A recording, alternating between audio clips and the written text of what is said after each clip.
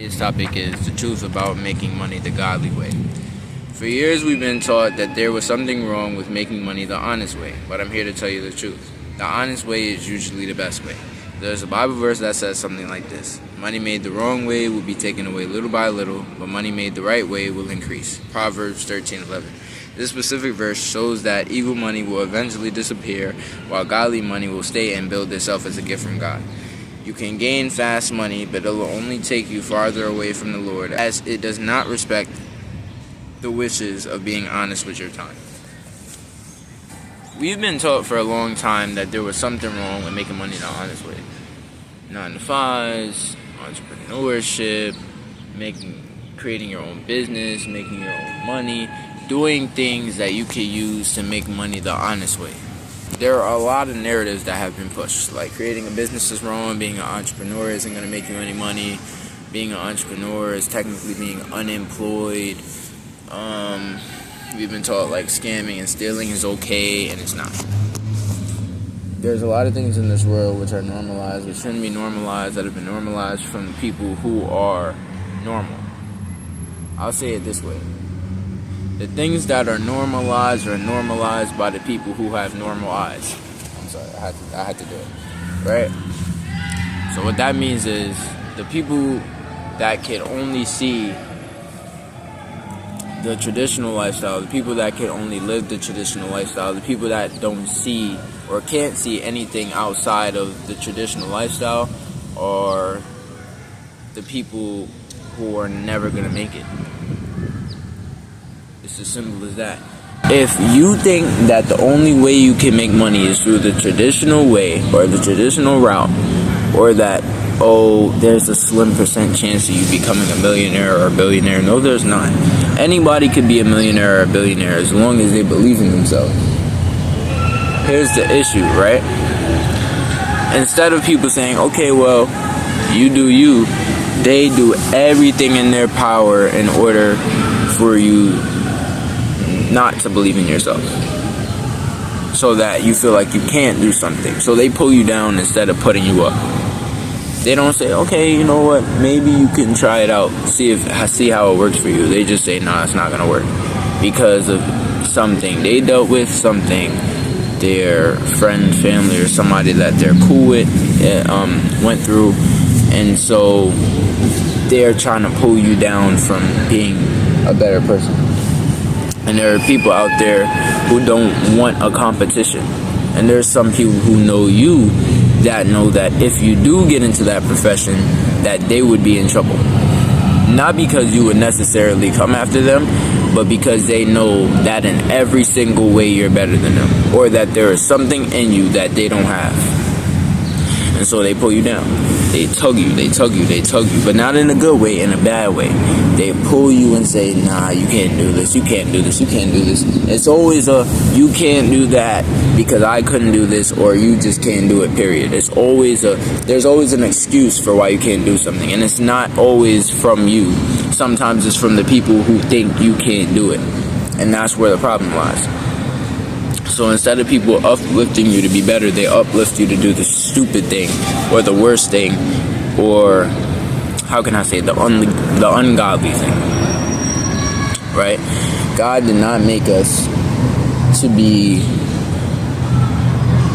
how can I say, jealous or envious of what people have. Instead, He gave us the ability to have our own unique trait. So my own unique trait is technology. Your own unique trait could be, what can I say, building stuff. So if I go and I say, right, let's say you're good at building, and I go and I tear you down because I don't feel like you can make a certain amount of money off a building, or I tried building already and it didn't work for me, and I try to pull you down instead of trying to encourage you to at least try to do something that is outside of your comfort zone.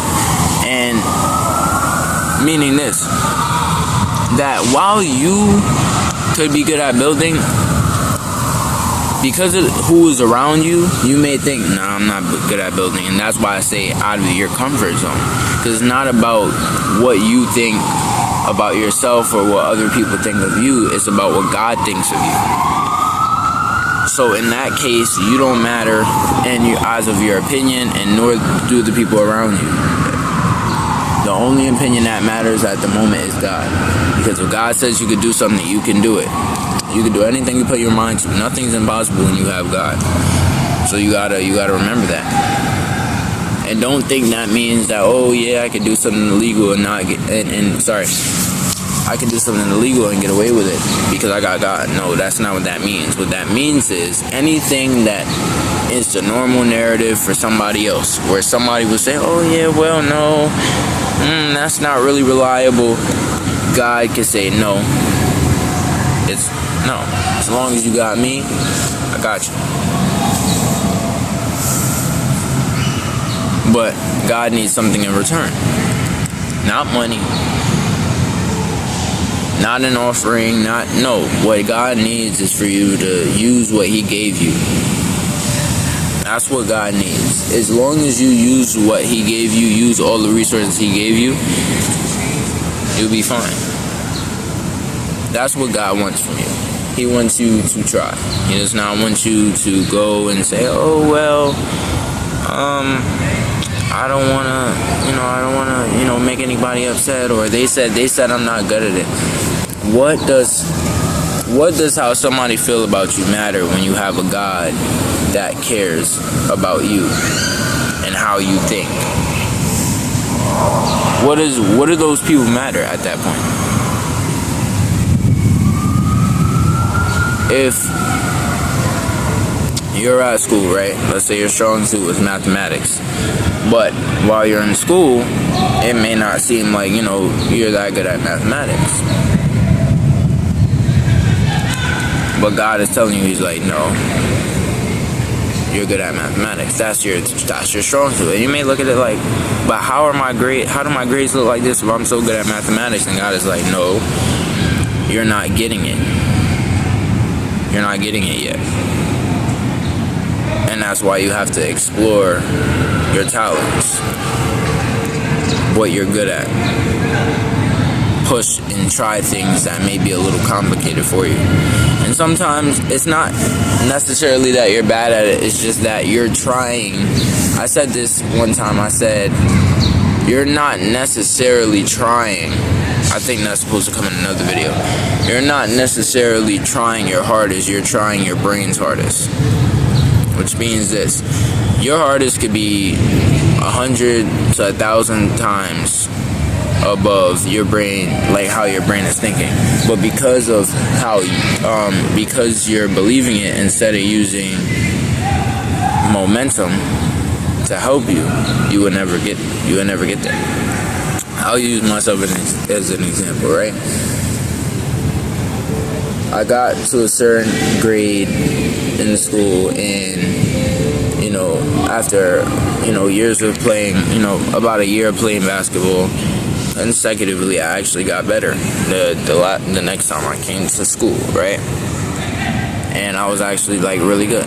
But you hear people, oh, you're trash, you're trash, you're trash, you're trash. This is basketball, by the way, right? You're trash, right? Sorry. The only time people say you're trash is because you're good at something, or because they're jealous of you. Nobody would bother you if they did not know you had something in you. Nobody would bother you. Nobody would bother you. No. The only time things like that go on is because that thing that is pulling you back will be like, oh yeah, no. They're gonna keep pulling you. They're gonna keep poking you. They're gonna keep poking you. Oh yeah, no, you're bad, you're horrible. If you let those comments get to you, the enemy won. And that's what you have to understand. The enemy will win as long as you let it. Or as long as you let them.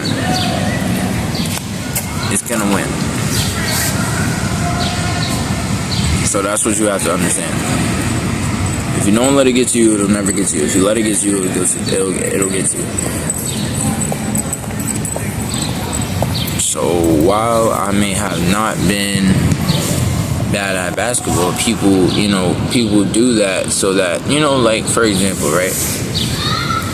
If the opposite team of your team, right, is playing ball, right, and they're getting ready to shoot a free throw, you're going to try everything you possibly can for them not to get that free throw.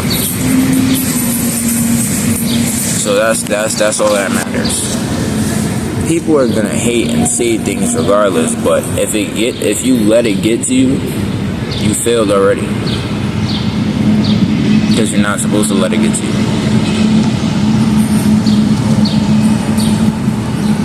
You failed already if you let it get to you.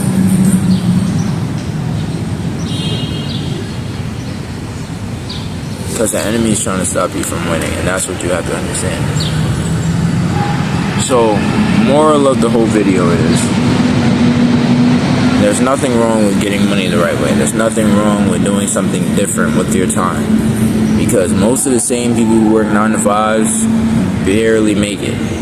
If they make it at all, barely make it. Can't name really one person that has right now in their bank account $250,000 or cash stored somewhere $250,000. You can't even name that. And $250,000 is really the bare minimum for somebody that has a certain age. Certain people don't have that. It's rare if you find somebody out here that worked a 9 to 5 their whole life that has $1 million saved. Whether in cash, assets, some type of stock, or in their bank account. It's rare to see people who actually have that.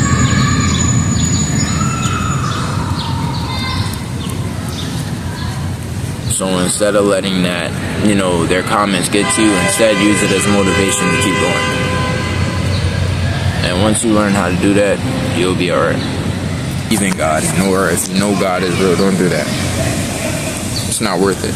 You have so many other things you could do than doing something illegal or something ungodly for money. Make money the godly way. Learn how to make money the godly way. And if you don't know, you got social media. You got so many things out here that can teach you how to do things like that. So as I said, making money the godly way is way better than making money the ungodly way. I'll see you guys in another video.